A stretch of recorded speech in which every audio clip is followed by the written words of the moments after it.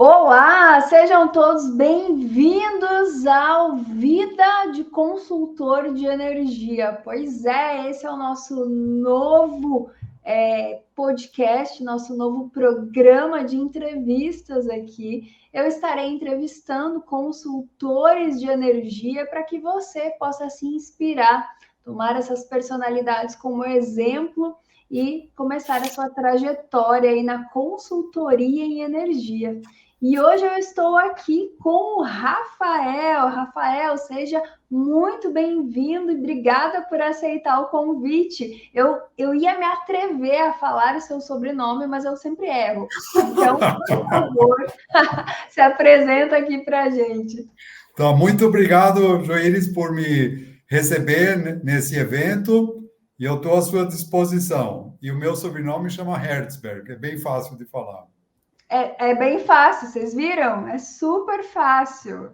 Mas não é à toa que ele está na energia, né? Meio parecido com Hertz, então está na frequência. Rafael, você, eu acho que é o primeiro consultor de energia que eu conheci na minha vida. Então não é à toa que eu te convidei aqui.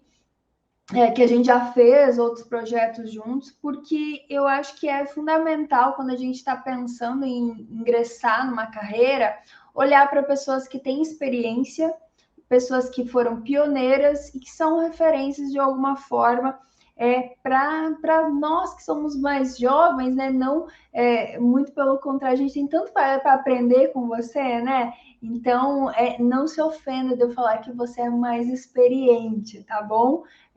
Isso é muito respeito da minha parte, você sabe disso. Mas eu quero, Rafael, antes de pedir até para você contar um pouco como que você ingressou na consultoria de energia, o que é para você ser um consultor de energia? Ótima pergunta, Joíris. É entender exatamente qual é a perspectiva do cliente com relação à energia. Então, eu vou te citar 10 pontos principais, rapidamente, que fazem parte do que o cliente tem de preocupação. Primeiro, as exigências de retorno de eventuais investimentos que devam ser feitos. Segundo, que tipo de prazo que os projetos precisam se encaixar. Tem clientes que gostam de ter apenas projetos rapidíssimos e outros que aceitam prazos mais longos. Quais são os riscos que o cliente enxerga para desenvolver esses projetos? E como que esses riscos precisam ou podem ser mitigados? O cliente quer contratar ativos ou quer contratar resultados? Quais as modelagens jurídicas que caem de acordo com o perfil do cliente? Quais são as métricas que ele gostaria de usar para medir os resultados? Como é que ele quer entabular o processo decisório em torno desses projetos? Como é que ele quer envolver o time dele para fazer esses projetos acontecerem? Quais são as referências do exterior que poderiam ser usadas para comparar essa ideia que o consultor está apresentando com algumas coisas que já foram feitas no mundo? E, finalmente, como que você vai apresentar esse tema todo para conselheiros ou diretores para eles tomarem decisões? Então, eu diria que esse é o olhar na perspectiva do cliente. Uau, muito bom! Nossa, eu acho que cada um desses pontos a gente poderia discutir aqui e aprofundar neles, mas muito interessante, Rafael. Se vê que esse profissional ele tem que ter não só o conhecimento técnico, mas também essa questão de comunicação com o seu cliente, né? Que é quem está contratando ele. Isso acho que é uma das coisas mais importantes. Você abordou uma questão fundamental, e eu posso talvez corroborar com isso, com uma frase que o CEO de uma grande empresa de energia, para quem eu prestei consultoria nos Estados Unidos, o que ele me falou? Ele me foi claro, falou: você aqui precisa dizer o que é melhor para o cliente, não o que ele quer ouvir. Então, essa é a mensagem subjacente para um consultor. Ele tem que ter dentro de si aquela gana de descobrir o que é melhor para o cliente. E isso, em geral, envolve grandes conflitos, porque se o cliente soubesse de tudo isso, ele não contrataria um consultor. O consultor existe para descobrir aquilo que ainda não foi descoberto no cliente. Então, isso sempre é um conflito, porque sempre vai ter gente dentro do quintal do cliente que tem a expectativa de que ele já sabe tudo, que ele conhece, que tudo que ele fez está em ordem. E no Brasil, em particular, é muito comum que a vinda do consultor é vista com certas reservas. Então, o consultor precisa ter um pouco de desprendimento e propensão a identificar e resolver conflitos, porque isso é uma coisa fantasticamente boa para o cliente, porque se o cliente topar entrar nessa linha, ele pode ganhar muito. Agora, se a gente só for lá para agradar o cliente, falar manso, falar com voz afável, nós não vamos mudar nada. E não mudando nada, fica tudo do jeito como está e não captura as oportunidades que não foram identificadas. Perfeito.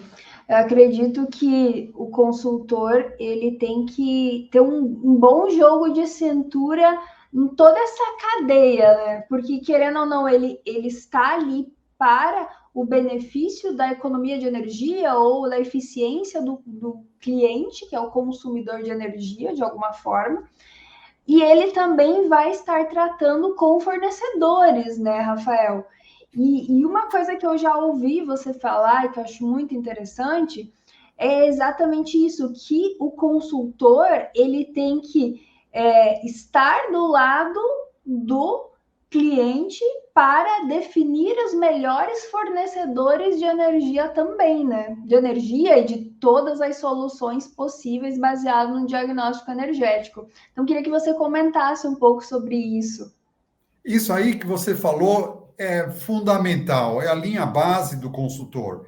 Ele precisa ser independente e só olhar pelo lado do cliente. E aqui no Brasil, justamente nesse ponto que você tocou, existe uma cultura muito arraigada de que os fornecedores tentam, de tudo quanto é jeito, até comissionar os consultores para que determinadas soluções sejam contratadas. E isso um consultor precisa descartar sumariamente. E eu acho que se um consultor ele resolver receber dinheiro, remuneração, compensação, qualquer que seja a denominação do fornecedor, então ele não está mais zelando pelo que é melhor para o cliente, ele está zelando para o que ele acha que é o melhor para ele em termos de remuneração, de compensação. Consultor bom é um consultor que vai defender o cliente e só está do lado do cliente. E você, com muita razão, trouxe esse ponto que é essencial para a vida de um consultor. Isso muitas vezes é difícil, porque a maioria de todo mundo tem essa expectativa. Então, se você vai fazer um projeto num cliente, vai migrar um cliente para o Mercado Livre, tem cinco comercializadoras que estão ali, todas elas estão querendo ganhar o pedido, geralmente são volumes muito expressivos de dinheiro, pode ser dezenas de milhões, e a coisa mais normal que existe é essas comercializadoras oferecerem uma comissão. E se você entra nisso, você até pode ganhar dinheiro, mas não é correto, porque você não está praticamente observando o que é melhor para o cliente. Muito bom isso, Rafael.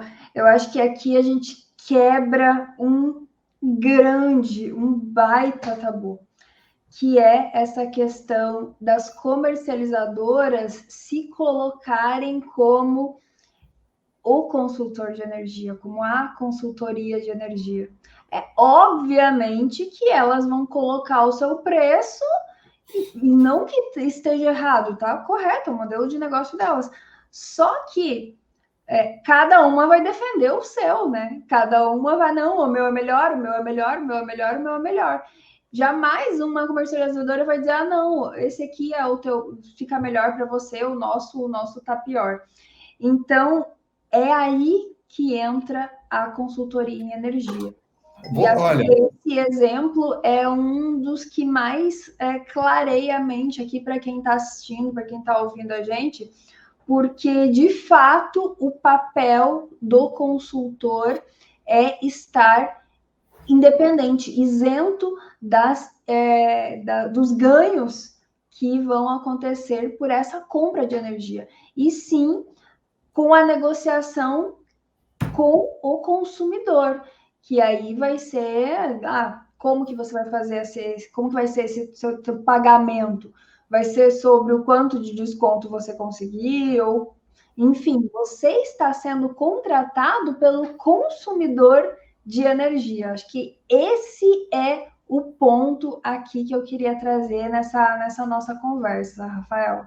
Esse ponto também, você só está trazendo pontos importantíssimos, mas esse ponto que você falou é fundamental, porque no Brasil existe uma tendência natural de que os fornecedores, seja de soluções específicas ou soluções quaisquer, eles possuem internamente departamentos que são mostrados para o cliente como sendo de consultoria. Mas é lógico que um consultor dessas empresas, ele não vai oferecer uma solução que não seja aquela que está no portfólio daquela empresa. Então, isso aí eu não aceito e sempre recomendo o cliente não entrar por essa linha, porque ele está sendo enviesado e até mesmo comercializadoras muito boas, que são muito sérias, eles têm áreas de consultoria. Agora, eu falo para o cliente, você quando tem que ir ao mercado para consultar preços, para fechar negócios para a tua empresa no Mercado Livre, você tem que consultar de forma independente o mercado. E aí você vai analisar o preço que eles estão fazendo, que geralmente é muito próximo um do outro, mas principalmente, qual é a solidez econômica financeira desses comercializadores, porque existe aí muita diferença. O seu cliente está disposto de pagar um pouquinho menos para contratar energia de uma empresa que está meia boca no balanço econômico financeiro, ou ela faz questão de ter uma empresa super robusta que pode fazer frente a uns abacaxis que sempre podem acontecer ao longo do caminho. Então, esse é o tema que eu sempre coloco para o meu cliente. O que você prefere? Então, eu falo para ele, primeiro, vamos dizer, o interessante, nesse caso que você citou, é pegar uma Abracel, por exemplo, que é a Associação Brasileira dos Comercializadores de Energia, mostrar essa lista de associados para o cliente e falar até compartilhar com ele. Falar, olha, aqui estão as empresas, você pede para o teu departamento de governança corporativa de ver quais são as empresas que você se sente bem de eventualmente fechar negócio. E aí você chama aquelas que se enquadram. E não... nós já tivemos casos de comercializadores que foram à bancarrota, que foram descadastrados da Abracel, enfim. Então, da CCE também. Então, imagina um cliente que comprou energia porque, de repente, tinha lá uma condição um pouquinho mais diferenciada que ele achou interessante, e no meio do caminho ele se depara com um problema de falta de robustez financeira e o cliente não consegue honrar o compromisso com ele. Isso pode gerar uma enorme perda de tempo, pode gerar processos de arbitragem ou mesmo na justiça comum, que podem tomar muito tempo do cliente e custar caro. Então, isso que você falou, quem é o consultor, ou o cara está oferecendo commodity, como é o caso de megawatt-hora, como uma comercializadora, ou você está querendo ouvir o teu consultor. Eu acho que o cliente precisa ouvir um consultor independente. E o cliente tem que fazer, vamos dizer, chegar a um entendimento do que está em jogo e de quem que ele quer comprar. Nem o consultor deve dizer compre de A, de B ou de C. Não é tarefa do consultor fazer isso.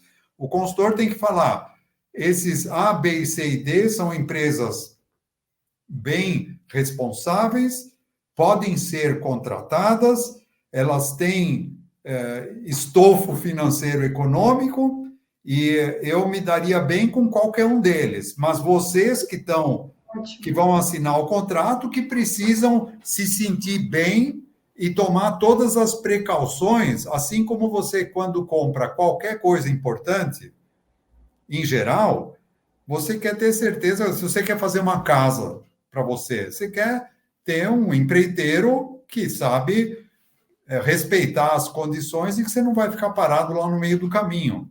É a mesma coisa com o consultor. O consultor tem que ser esse cara que ajuda o cliente a trilhar o caminho, caminho, vamos dizer, fidedigno e que não tem esse viés que você trouxe à baila e que é muito comum no Brasil. É muito comum. Então, o consultor, voltando ao começo da sua pergunta, ele é um cara que precisa ter coragem de falar isso abertamente para o diretor do cliente. Falar, ó, esses caras aqui não são consultores. Você pode eventualmente comprar energia dele. Agora, pergunta para ele, se ele só comprar a consultoria e não comprar energia, como é que fica? Então, essa clareza ele precisa ter. Então, eu acho que isso é um tema super importante para um consultor saber a priori, que ele até pode ser consultor de um fornecedor, mas o cliente, então, tem que saber, você não vai me pagar, porque quem está me pagando é o consultor, é o fornecedor, mas eu não posso me esconder atrás disso. Sim. E aí, uma coisa que eu estava pensando agora, Rafael, é que, além de se colocar como consultor, existem as comercializadoras que se colocam como gestoras, né? Só que existe uma confusão, eu diria, no mercado quando a gente fala da gestão da energia. Quando a gente está falando de gestão, a comercializadora faz a gestão, ela cobra pela gestão. Nós estamos falando daquela energia específica ali daquele contrato, né? A gente não está falando da gestão de energia como um todo do consumidor. Acho que esse é um ponto que a gente precisa desmistificar também, né?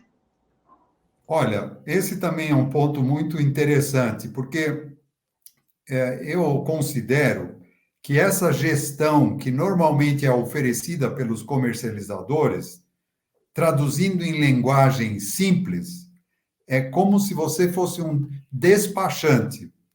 Então, você tem que trabalhar esse trabalho que a comercializadora se propõe a fazer de gestão, para mim, não é trabalho estratégico, é um trabalho operacional que tem a ver primordialmente com o que acontece com as necessidades contratuais estabelecidas pelas regras da ANEEL. Então, por exemplo, o cliente contratou um volume, mas ninguém consegue, no mês a mês, consumir exatamente aquele volume. Sempre tem uma diferença.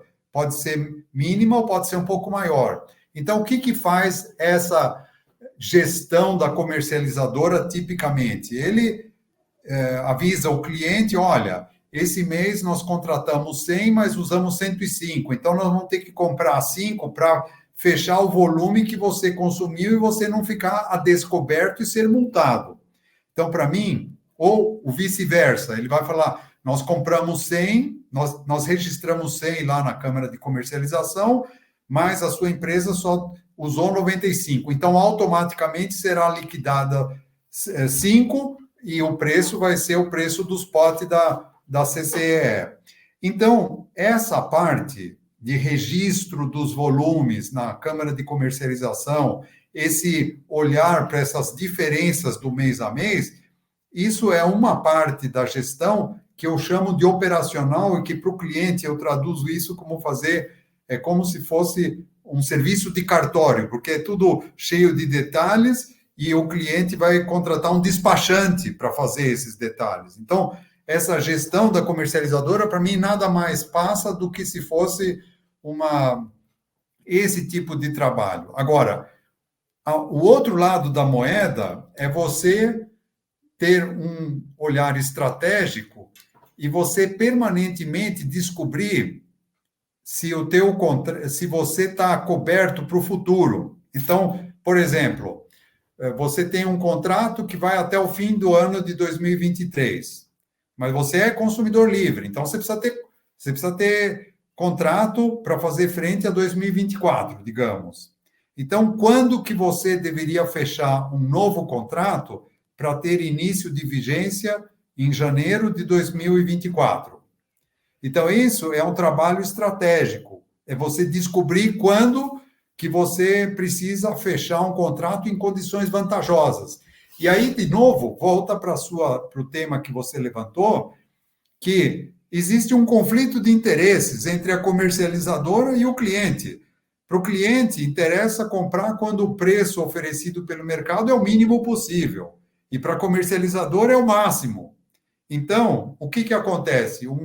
O consultor é aquele cara que sabe mediar essa situação. Ele vai falar assim para o cliente: olha, eu estou sabendo que você tem contrato até 31 de dezembro de 2023. Então, nós temos que pensar a partir de 1º de janeiro de 2024. Então, eu estou vendo que vamos supor, o preço está ótimo. Então, vamos fechar agora, que o preço está ótimo para início de vigência lá na frente. Então, esse é um consultor que não pode estar atrelado com a comercializadora, porque os interesses são essencialmente conflitantes. E você levantou bem esse assunto. Então, só para finalizar, na maioria das vezes, falo para o cliente: vamos entregar para o comercializador que será contratado a incumbência de fazer o serviço de despachante, porque isso aí ele faz por um preço muito baixo, ou talvez até nulo, dependendo do volume da transação em questão, e ele faz bem, ele tem equipes, faz tudo lá previamente organizado e faz bem. Agora, essa parte estratégica não pode ir. Então, é essa a minha recomendação. Muito bom, Rafael. Rafael, você já atuou com consultoria em mercado internacional, você já atuou com diversos clientes muito grandes, você presta consultoria para distribuidoras de energia, né, como é o caso de agora, mas eu queria te desafiar aqui a contar para a gente um case de sucesso, assim, um case de consultoria que você falou: poxa, fiz a diferença aqui, ou que seja curioso, ou que vai agregar aqui para o pessoal que está querendo ser consultor de energia.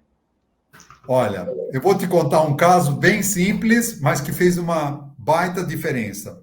Eu estava prestando consultoria para um cliente e o desafio era contratar um volume de energia para 2 unidades, uma aqui em Santo André e outra lá perto de João Pessoa, na Paraíba. Uma indústria de processo na área de plástico. E eu me deparei com a seguinte situação: o cliente tinha por norma, desde dos conselheiros que tinham estabelecido isso, a fazer todas as contratações no fim de cada ano, sendo válidas para o ano seguinte. Só que nós estávamos em agosto e eu falei para o CEO dessa empresa, falei: olha, eu recomendo a gente fechar já por 3 anos a partir de janeiro do ano que vem. Aí ele falou assim para mim: ó, Rafael, você sabe que nós só fazemos contratação em novembro, dezembro? Como é que você vem me falar que nós vamos contratar em agosto e você ainda está falando em 3 anos? De onde vem isso daí? Aí eu falei: olha, então eu vou pedir licença para você, eu vou querer te explicar por que eu cheguei a essa conclusão. Então eu mostrei para ele, Falei, olha, os reservatórios como é que estão? Eles estão baixos e estão diminuindo. O preço vai começar a explodir para cima. Se você fechar agora, e eu estava vendo preços para entrega futura que são publicados no Brasil, tem sites que são especializados nisso, eu mostrei para ele, falei, olha, nós estamos perto do mínimo e agora começou a subir. Então, o que você prefere? Você quer comprar agora que o preço está na baixa ou você quer esperar só porque os conselheiros falaram que eles fecham em novembro, então você vai acatar essa determinação sem fazer barulho? Eu falei, a diferença vai ser enorme, porque se tiver uma seca, como os meteorologistas estão prevendo, a situação vai ficar muito crítica. Aí ele falou assim para mim, olha, Rafael, você pôs uns bons pontos na mesa, mas você vai ter que ir na mesa na reunião do conselho e você vai ter que mostrar isso para eles, porque eu não vou conseguir. Se você fizer isso e conseguir, nós fazemos. Senão vai ficar do jeito como está sempre. Aí eu falei para eles, olha, eu vou com tudo, porque eu não aceito essa ideia de esperar só porque é uma regrinha interna de vocês. E até falei para os conselheiros. Aí eu fui convidado para essa reunião dos conselheiros e do presidente do conselho, que representa os acionistas. Eu falei assim, comecei perguntando o seguinte, o que vocês acham que tem mais poder? A decisão de vocês de comprar em novembro, fechar contratos por um ano depois, a partir de 1 de janeiro, ou vocês acham que quem manda mais é a oferta-procura do mercado? Perguntei para eles. Falei, olha, aí eu falei, olha, eu vou contar para vocês uma história. Eu não vou acreditar que vocês têm mais poder do que o mercado. Então, vocês até podem querer continuar com essa tua determinação, mas eu não, se eu fosse conselheiro, eu queria saber quando é melhor comprar e não quando é a data padrão que vocês têm para fazer essa decisão. Aí eles toparam, Joíris, eles toparam. Ele falou, olha, eu me lembro os números, era R$150 por megawatt-hora, o preço que estava sendo oferecido pelos fornecedores, pelas comercializadoras que a gente consultou. Ali então, naquela época. Naquela época. Aí eu falei, vamos fechar, e eu sugiro você fechar por 3 anos, porque os reservatórios, eles não vão de um dia para o outro encher, e o negócio vai ficar, tem grandes chances, pelo que os meteorologistas, eu mandei os links dos meteorologistas, das empresas de meteorologia, tudo, falei, quem não quiser acreditar em mim, não precisa acreditar, basta assistir esses vídeos e vocês vão ver o que os meteorologistas estão dizendo. Eles não têm 100% de certeza, mas o conhecimento deles e a experiência está apontando para isso, então as chances maiores são essas. Bom, resumo da ópera, eles toparam fazer o que eu sugeri. E aí, sabe o que aconteceu, que eu achei... E aí, eles se lembram até hoje disso, e eu fui contratado novamente, porque o CEO dessa empresa mudou, passou para uma outra empresa e ele me contratou de novo. E eu vou te contar por quê. Nós fechamos o preço em agosto, estava 150. Começou uma seca feia no Brasil. Isso faz já, sei lá, uns 5 ou 10 anos. E aí, o preço subiu, se você for na CCEE, vai ver que teve uma época que chegou até R$800 o megawatt-hora, o preço do spot. Nossa. Aí o cara falou assim, nossa, mãe do céu, fizemos bem, mas até aí está tudo bem. Ele pegou um preço muito bom, que deu um custo muito interessante para a fábrica dele em São Paulo. Mas olha o que aconteceu no Nordeste. Essa empresa estava no Paraíba, e por diversos motivos, todas as empresas que estavam naquele distrito industrial não tiveram condições de produzir por uns 2 anos, por questões tributárias, deu um pau danado lá, e o que eles tinham previsto que iria acontecer não aconteceu, e o resultado foi que muitas indústrias daquele distrito industrial não pôde entrar em atividade produtiva. Mas eles tinham comprado já energia para alimentar aquela empresa no Mercado Livre. E aí, o que aconteceu? Os reservatórios do Nordeste estavam completamente deplecionados, estava uma situação horrível, exportando do Sudeste, que também não estava com uma boa hidrologia. Então, os Venderam preços... energia. E aí, o que aconteceu? Eles ficaram com a fábrica parada, mas eles ficaram pagando o contrato que eles tinham celebrado com a comercializadora, que era 150, e vendendo no spot a 800. Nossa! E esses caras... Ganhando mais do que se tivesse funcionando a fábrica. Foi o que ele me disse. Ele falou, o que nós fizemos aqui, porque nesse caso dessa empresa, que é transformação de plástico, a energia era o terceiro item de custos deles.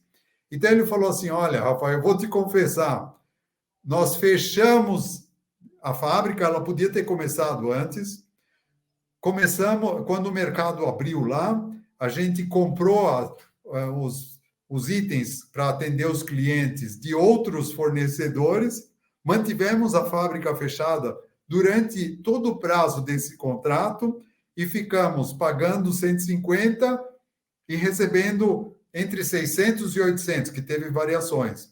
E nós conseguimos pagar todo mundo que ficou de férias nesse tempo e foi uma maravilha, nós fizemos lucro com isso. Então, um consultor de energia, ele pode fazer muita diferença para o cliente se ele enxergar o que o cliente precisa, mas na ótica de conhecer a fundo. E nem sempre, Joíris, precisa saber de 50 milhões de detalhes, mas você precisa entender, por exemplo, nesse caso, eu tive que entender como é que era o processo decisório do cliente. E eu tive que ter coragem de enfrentar os conselheiros, que normalmente no Brasil nós não temos essa cultura de falar para o cara, ó, você está errado, filhão. Nós não falamos isso. A gente sempre tende a elogiar o cliente. Queria agradar, né? Um consultor que pode fazer muita diferença, ele precisa ter certa coragem pessoal de se expor e mostrar o que é melhor para o cliente, mesmo que o cliente tenha uma visão que não concorde com a sua.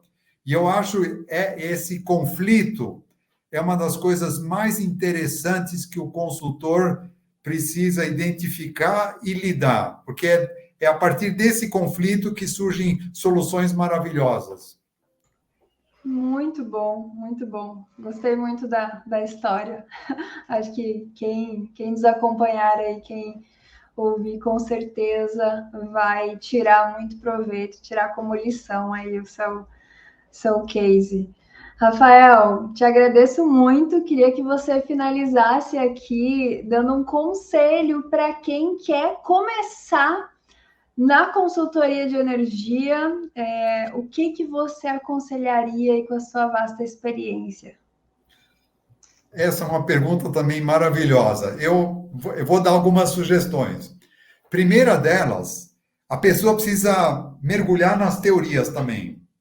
Ou seja, ele precisa entender, ele não precisa entrar em detalhe, mas ele precisa entender com profundidade cada um dos temas. Se ele quer falar de energia solar, ele precisa entender o que é energia solar, como é que ela funciona, como é que ela é instalada, quais são os abacaxis. Ele tem que ter um conhecimento generalista sobre cada item que ele quer trabalhar para o cliente. Segundo ponto, ele precisa estar permanentemente informado. E, nesse sentido, eu recomendo. Tem canais muito interessantes no Brasil que oferecem essas informações no dia a dia. Eu vou citar um, mas existem muitos outros. O canal Energia é uma possibilidade. Então, você recebe aí diariamente um report do que está acontecendo no Brasil. Eu acho importante, porque isso vai te dando o contexto do que está acontecendo. O segundo aspecto é você ter uma curiosidade de acompanhar a mesma coisa no exterior. Então, eu gosto muito de acompanhar o Energy Central, que é um portal de energia americano, que ele também vem diariamente, é gratuito, e você pode saber tudo que está incomodando, o que está dando certo, o que está dando errado, o que o pessoal está reclamando, o que está dando processo, o que não está dando, o que o pessoal está elogiando, e isso vai te dando uma visão daquilo que é virtuoso e daquilo que está escangalhando lá, que não está dando certo. Isso pode ser muito valioso, porque quando você conversa com o cliente e ele percebe que você é um cara bem informado, que você tem fontes boas e que você está a par do que está acontecendo no mundo, isso valoriza o trabalho do consultor, porque ele é um cara que está a par dos acontecimentos mundiais. Então, vamos dizer, e o terceiro ponto que eu queria sugerir é o seguinte: não dá para a gente ser detalhista em tudo isso. Se você é um consultor e quer ajudar o cliente a tomar boas decisões e fazer bons negócios, à medida que você vai descobrindo, você também tem que ir olhando as regulações. E você tem que ter essa curiosidade de prospectar na ANEEL, no ONS, no Ministério das Minas e Energia. Você tem que ir lá descobrir o que está acontecendo, quais são as regras e tudo, porque não para ir nos mínimos detalhes, mas você precisa saber o grosso, do que se trata, para você poder chegar para o teu cliente e mostrar confiança de que você está sabendo do que se trata, que não está inventando alguma coisa. E talvez, para finalizar, um aspecto que eu considero importantíssimo para o consultor, que ele precisa sempre descobrir quais são os principais riscos de cada solução que estão sendo estudadas para o cliente. E, principalmente, como o cliente pode mitigar o risco. Então, vamos dizer, só para citar um caso clássico, pode ser que um cliente se sinta inseguro de colocar um grande sistema solar no telhado dele, porque ele não tem intimidade com o assunto. Mas talvez ele se sinta à vontade de falar: eu faço um contrato tipo assinatura, eu vou comprar não sei quantos megawatt-hora por ano, e eu gosto da ideia do solar, mas eu não quero nem saber disso daí. Eu quero que alguém ponha esse treco lá no meu telhado ou em alguma fazenda que dê um benefício para a minha empresa, mas eu não quero envolver meu time. Então, essas coisas é que o consultor ele precisa conhecer essa modelagem. Tem clientes que vão preferir comprar os ativos e tem clientes que vão preferir contratar os resultados. E o consultor ele precisa ter essa independência, ele tem que descobrir isso. E então eu acho que o consultor, respondendo a sua pergunta, ele precisa ser muito curioso, muito curioso. E até, para finalizar, me faz lembrar esse CEO dessa grande empresa de energia dos Estados Unidos, e eu vou recomendar isso porque eu acho super verdade. Ele falou: você tem essa sala aqui, era lá em Cedar Rapids, no meio do Midwest americano, mas é o seguinte, você precisa ir no onde toma um cafezinho, que ele fala water cooler lá nos americanos, eles falam water cooler, é onde eles tomam um cafezinho, né? Cafezinho, bolacha, essas coisas. Ele falou: é muito importante você parar no meio do teu dia, da sua manhã e da sua tarde, você vai lá nesse lugar, toma um cafezinho e vai fofocar com as pessoas. Isso aí é importantíssimo, ele falou, porque senão você não fica sabendo de nada. Então, eu também queria dar essa sugestão que o consultor, ele precisa ir tomar cafezinho, ele precisa conversar com os caras que estão ali, os caras de baixo, os caras de cima, para ele perceber o ambiente que ele está. Isso aí é importantíssimo. Então, era isso. Excelente, muito bom. Entenderam, pessoal? Fofoca também faz parte. Brincadeira. Comunicação, conversar com todo mundo. Isso também é muito importante, é papel do consultor. Rafael, muito bom estar com você aqui. Te agradeço muito mesmo. Você sabe que o Energias está sempre de portas abertas aí para você. E obrigada, muito obrigada pela tua contribuição. Eu que agradeço, é sempre um prazer bater esse papo aqui entre nós. Um grande abraço e eu estou à disposição. Obrigada, pessoal. Obrigada por acompanharem. Convido vocês viram o que o Rafael falou sobre se capacitar, sobre conhecer diversas soluções. Nós temos a plataforma que é a Comunidade Energias, onde lá você tem um leque de formações para se capacitar e para entender este mercado de soluções energéticas. Então, convido vocês a participarem e deixo aqui o meu cumprimento para todos e nos vemos aí no nosso próximo episódio dessa série de entrevistas da Vida de Consultor. Tchau, tchau. Tchau.